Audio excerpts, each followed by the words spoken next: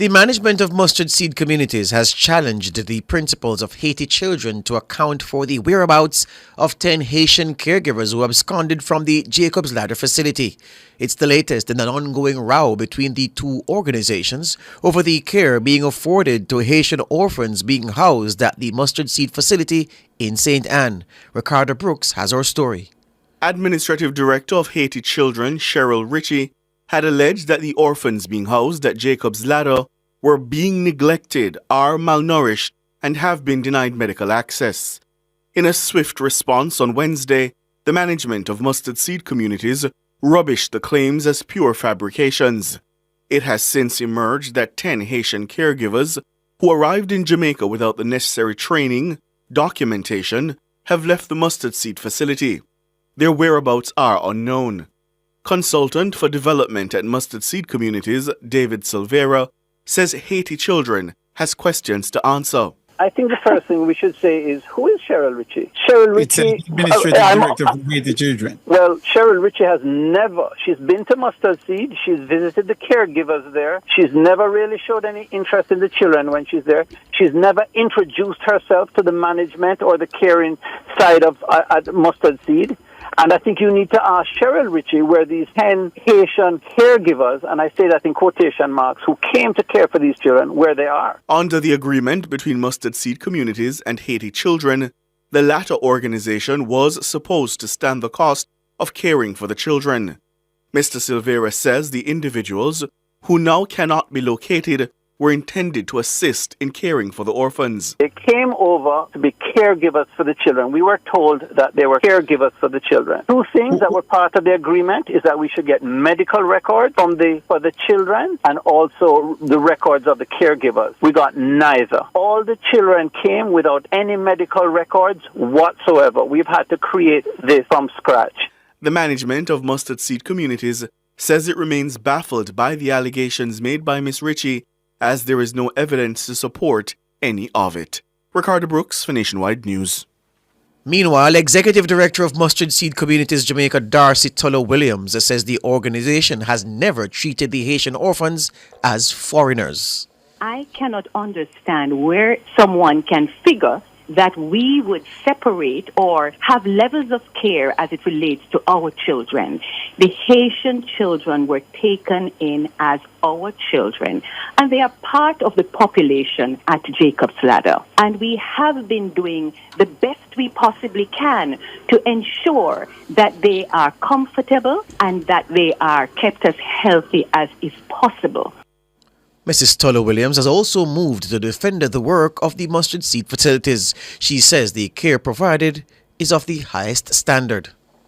We have close to 500 children in our care. We've had a history of taking care of children who are mentally and physically challenged.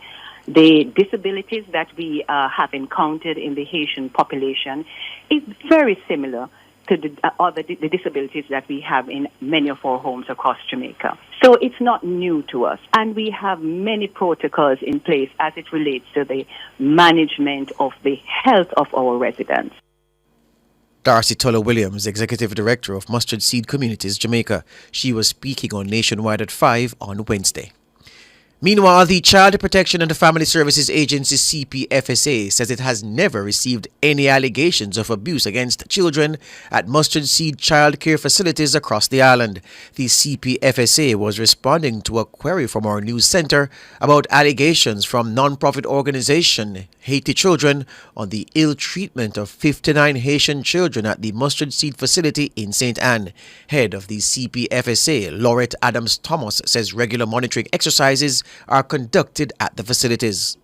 The Child Protection and Family Services Agency has never received any allegations of abuse against children at any of the mustard seed facilities. We have conducted regular monitoring exercises of these facilities over the years, and we have never had an incident that speaks to the abuse of these children. Now, in relation to the Haitian children who are currently residing residing at the Mustard Seed facility. We have been monitoring the home and we have conducted investigations, and we have not seen any instances of maltreatment of the children by the Mustard Seed caregivers or management. Laureate Adams Thomas, head of the CPFSA. And the CPFSA is calling on parents to be more keen about the items their children take to school. The agency's call follows the shooting incident at Ocho Rios High School in St. Anne on Monday. A 12-year-old female student was shot in her thigh after a gun brought to school by a 14-year-old boy went off. The injured student was taken to hospital where she was treated and discharged. The male student remains in police custody. Laureate Adams Thomas says the CPFSA has offered psychological support to the injured girl. This was a very traumatic incident for the 12-year-old student who was shot, as well as her classmates. Fortunately, she has only sustained a flesh wound to her thigh, but this could have ended much worse. The young victim who was shot and members of her family were referred to the Ministry of Justice's Victim Services Division, as well as the CPFSA's Child and Family Support Unit for counseling and for further psychosocial support. Mrs. Adams Thomas says parents must increase their awareness of the contents of their children's school bags before they leave for school. It is imperative that parents be more vigilant about checking their children's bags before they go to school to assist in preventing them from taking dangerous or inappropriate items with them, be it weapons, pornographic materials, or drug-related items. Now, these things do not only put your child at risk, but can also endanger the lives of other children and teachers at the school. Parents might not get the chance to check their bags every day, but checking them regularly and randomly will assist in deterring children from trying to sneak these items to school. Laureate Adams Thomas, CEO of the Child Protection and Family Services Agency. There's been no clamor from the diaspora for greater participation in the direct governance of the country at this year's conference. That's according to the Minister of Foreign Affairs and Foreign Trade, Senator Kamina Johnson-Smith. The minister was asked on Nationwide at 5 on Wednesday whether this issue featured among sessions and attendance at the three-day diaspora conference, which ended at the Montego Bay Convention Center in St. James on Wednesday. No, it's only been raised by media to me twice, not been raised by one diasporan to me. Not in the session to discuss the issues about diaspora participation, but it is something that has been discussed for years in the diaspora, And as I explained when the last media practitioner asked me, I said there are people in the diaspora who believe that they should be able to participate in serving Jamaica at any level they wish. And then there are other diasporans who believe that if you have gone to live elsewhere, you should participate in the political process and serve there. And if you want to give back, then you give back, but your participation should be channeled in a particular way. So this is a debate which happens in the diaspora consistently. According to Minister Johnson-Smith, there was very little interest in the matter during a panel discussion at the conference focused on the recommendations of the Constitutional Reform Committee. I understand that it came up at the constitutional panel, but nobody took any strong position on it at all. Like it wasn't an area that people kept saying, but we need to know about this. One person raised the question, and that was it. So I think it's being fomented, clearly. Even in Jamaica, the views are divided. But it just remains a matter that continues to be discussed. Do you have a personal view on the matter? No, I continue to listen to the diasporans and to engage with them where they are. And there is no single position that they're rallying behind, and there's definitely no majority position that has asserted itself to me in the past 8 years. Really just sort of pops up every now and again, and then the debate starts and fades again. So I haven't taken a strong position on it at all. Meanwhile, the Foreign Affairs Minister says the Holness administration has no intention at this time to engage the breakaway faction of the Jamaican diaspora.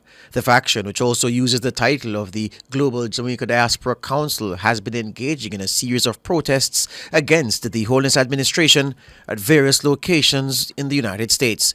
The group, headed by Captain Dr. Rupert Francis, has also called on other members of the diaspora to join them in their protests. The group has been holding a parallel event to the 10th Biennial Jamaica Diaspora Conference, which finished in Montego Bay, St. James on Wednesday. Dr. Francis's group's parallel conference, which also ran for the same days, was held under the aegis of the Jamaica Diaspora Crime Intervention and Prevention Task Force. The minister was asked about the matter by Tyrone Reid on Nationwide at 5. Nothing on the cards right now. We've really been focused on making this diaspora conference a success, engaging with people who have informed and positive, intentional nation-building desires and who are, when they have issues, engage positively and constructively on them. They take up a lot of time, and we've been working with them towards making Jamaica a better place, towards wealth creation for mutuality, and to delivering on the possibilities of cooperation and collaboration. Have you dismissed those protests as being politically motivated? I think that perspective has been raised to me from more than one person in more than one space, and I hear the suggestion. Senator Kamina Johnson-Smith, the Minister of Foreign Affairs and Foreign Trade. A crime scene forensic investigator denied that he did a poor and inefficient job collecting evidence from the home of slain businessman Keith Clark. He was continuing his testimony at the Supreme Court on Wednesday. Keith Clark was killed at his Upper St. Andrew home during a military operation on May 27, 2010 in search of then-fugitive Christopher Dudus Coke. 3 JDF soldiers, Lance Corporal Greg Tinglin, Corporal Odell Buckley and the Private Arnold Henry, have been on trial for the murder since May 14 this year. The investigator is the third witness in the ongoing murder trial. Dana Davey has more. In his previous testimony, the crime scene forensic investigator stated that he found over 500 casings at the crime scene.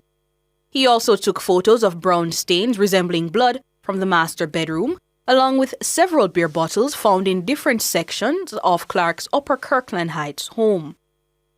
The witness at the time testified that air beer bottles found in the house were swabbed for DNA samples. On Wednesday, the investigator was shown several photographs which he captured of red stripe beer bottles strewn across the premises. More than 15 beer bottles were highlighted in the 9 photos shown to the court. Defense attorney for Corporal Odell Buckley, King's Counsel Peter Champagny, asked the witness whether DNA testing was conducted on the bottles shown in the photos.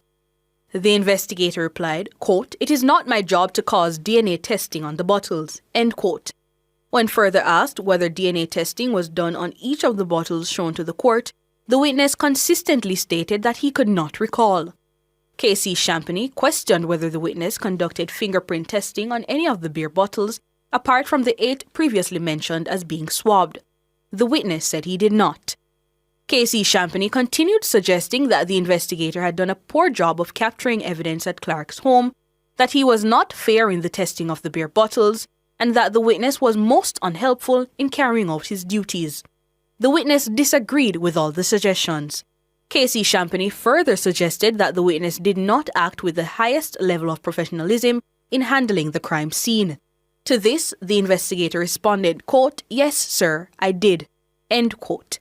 The trial will resume on Thursday morning at 10. Dana Davey for Nationwide News.